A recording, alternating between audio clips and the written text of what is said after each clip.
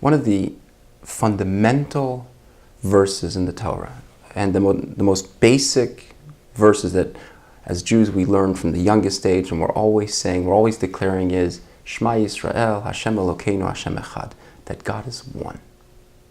That God is one. And the way it's literally is, Hear, O Israel, the Lord our God, the Lord is one.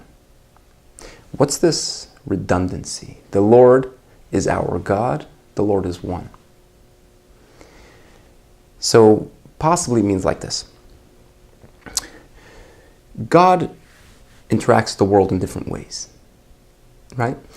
So in one way, God interacts very personally with the world, where every little detail of the world God takes care of.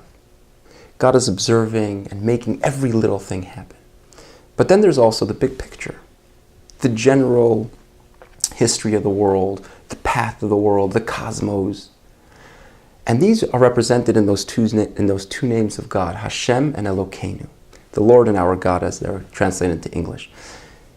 One represents God's intricate, detailed observance of every little thing that's going on, the small minutia. And the second one is the big picture, the big plan, the master plan.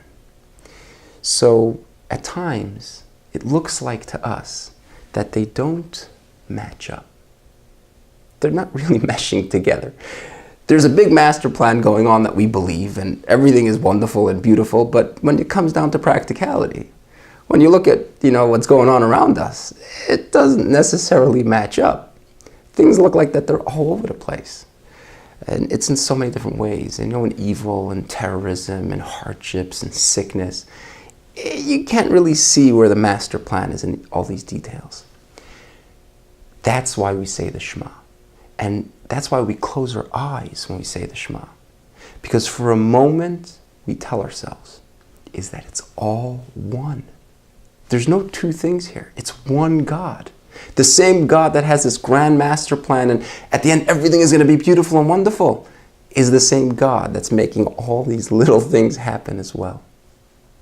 And it's up to us to believe, is that when we see things that are just not as we would like, things that rock our boat, or that the world seems a bit shakier than we would hope, or more evil than we would like, we must realize it's the same God. It's the same God running the world. It's the same plan. And everything is just according to plan.